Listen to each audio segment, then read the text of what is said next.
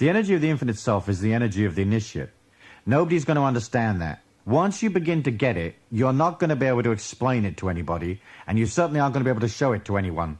The very fact that you do try to show it to someone, or you try to explain it, means it is not it. It's invisible. It's silent power. It's knowing without speaking. It's acting without requiring confirmation or observers. It's doing without effort. Maybe that's a bit dissatisfying for the ego, but that is the reality of this power. You can't wield it. If you wield it, you become satanic. If you try to show people, it's egotistical, and it will fall from you.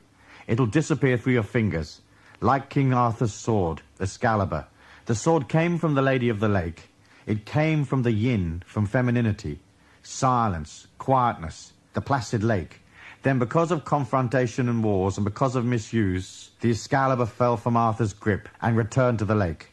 The infinite power is a silent power. If you have to defend yourself, if you have to explain yourself, you're lost. But at the very most you can say, I know nothing. What are you doing? I'm doing nothing. Why are you getting up at 4 o'clock in the morning? I just like it that way. I'm best in the early mornings. You can't be an exhibition of power, because then your desire for power comes from an egotistical standpoint. If you're not wielding power, if you're not trying to establish observers, if you're not falling for the common trap of having to have people observe your spirituality, observe your holiness, observe your goodness, then you can be invisible.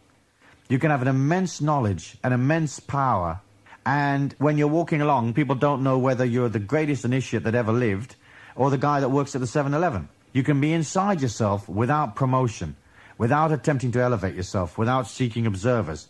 You don't have to defend the power. The power is indefensible. So don't get into arguments with people. Don't get into discussions with people. Don't talk about yourself, and don't talk about the path. Keep it to yourself. Make your life mysterious. Don't let the energy escape. It's like having a bunch of butterflies under a hat. They're beautiful and colorful, and they create energy. But if you lift your hat and you show people, the butterflies fly away.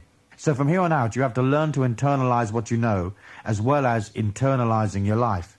Internalizing your life is the process that I described earlier on, where you start to see external life as signs, symbols, messages, and signposts. It's a dialogue. But as you internalize the power, you can't hold onto it. You've always got to let it flow through you. It's a golden wind, and you sure as hell aren't going to get out there and try to develop converts. You don't need to promote. If you have a perception, act dumb. Stay silent, and the power doubles and redoubles. So, don't defend. Don't explain yourself either. When people ask, what are you doing? Just smile and say nothing. In defending and explaining, you're apologizing. You don't have to apologize for the fact that you've decided to take life in a sacred way. You don't have to apologize for the fact that you are silently walking from ego to spirit. You just don't have to apologize. Okay, if you step on somebody's foot, you can say, I'm sorry for stepping on your foot.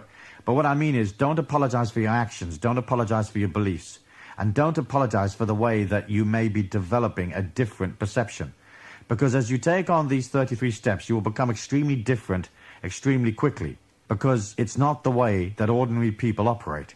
So, you don't have to sell anybody, and you don't have to convert anybody. By explaining the power, you belittle it. By showing it, you're saying you don't believe it. It isn't real, it isn't true, it isn't me. So don't bother with any of that. Just silently work on yourself and know that you're growing. The point where you feel you are not growing is when you are growing the most.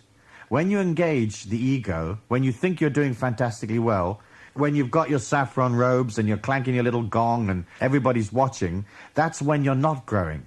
That's when you're right in the currency of the ego.